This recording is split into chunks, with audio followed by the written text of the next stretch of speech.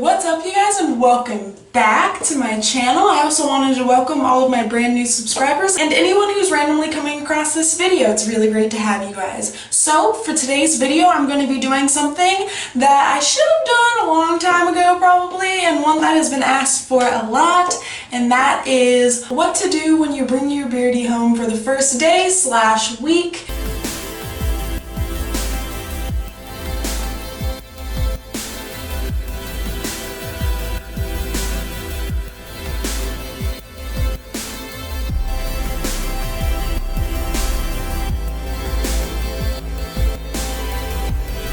So there are 3 steps that you need to follow before bringing your bearded dragon home in the first place, and I think that is just as important to know before knowing what to do when you actually do bring them home. So the first thing is research. Before you do anything, you should always research it, to be honest, but this one you definitely need to research. You need to get a general basis of their habitat, what their living style is, the basis of what they eat, what they don't eat, what proper living conditions are, what improper living conditions are, and so forth. And then the second and third thing kind of go together. The first one is that you need to buy the tank and the accessories before you buy the dragon.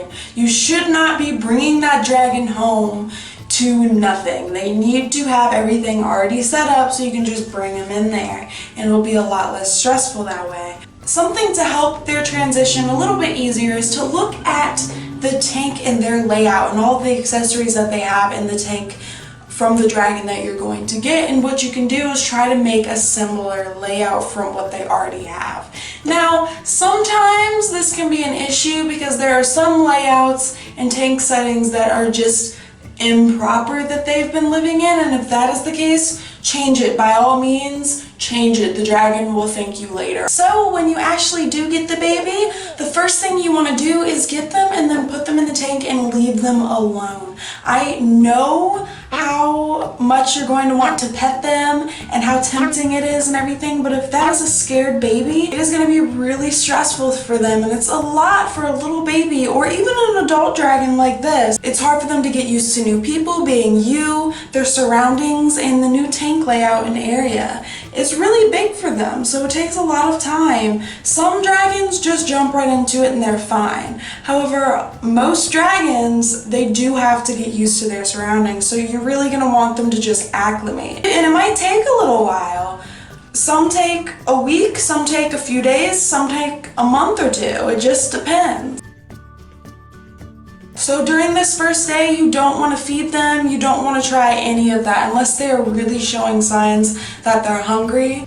Just don't bother with it. You can try, and if they eat, that is fabulous, but if they don't eat, it's really okay. It's not the biggest thing in the world. During the second day, this is when you can kind of gauge on what you think you should do. Most people try to feed them this next day, and again, if they don't eat, that is perfectly fine, but kind of gauge it. Try to see if you can pet their head or hold them or pick them up. See what you can do without them getting frightened. And this kind of moves us on to number 3. If they are biting, hissing, or running away, then this means that they are stressed and scared. Give them more time. Again, it is a lot for a dragon to get used to their surroundings, so you're really gonna wanna give them more time. But if after a week or a week and a half if they're not eating, then you should see a vet. Number 4, and this should be done within the first few weeks that you have your baby,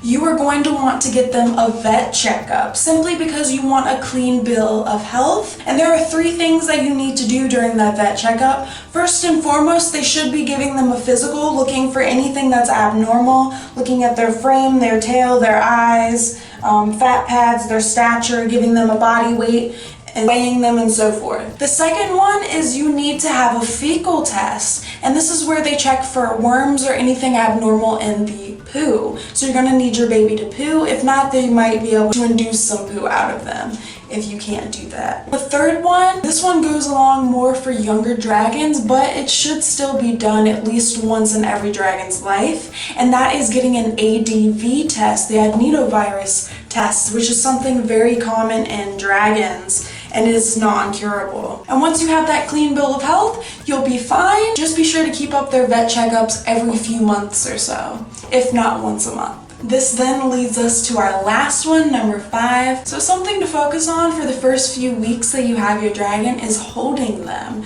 You want to be sure to hold them gradually for longer periods of time as time goes on, if that makes sense. So for the first day, you might hold them for 5 minutes, just right inside the tank, give them a few pets, whatever. Then you put them down, put them back in the tank. The next day, you might do it for 10 minutes inside the tank or whatever. The next day, you might have them outside of the tank and hold them for a good 15 minutes, and then as the days go on, you up the duration of time. So that is something you definitely want to do to be able to bond with your little babies. So that is pretty much what your first week is going to look like. And if you're still watching, be sure to like this video, share this video, subscribe if you haven't already, and stay tuned for next week's video. From our family to yours, we hope you have a wonderful, wonderful week. Mwah! 3, 2, 1.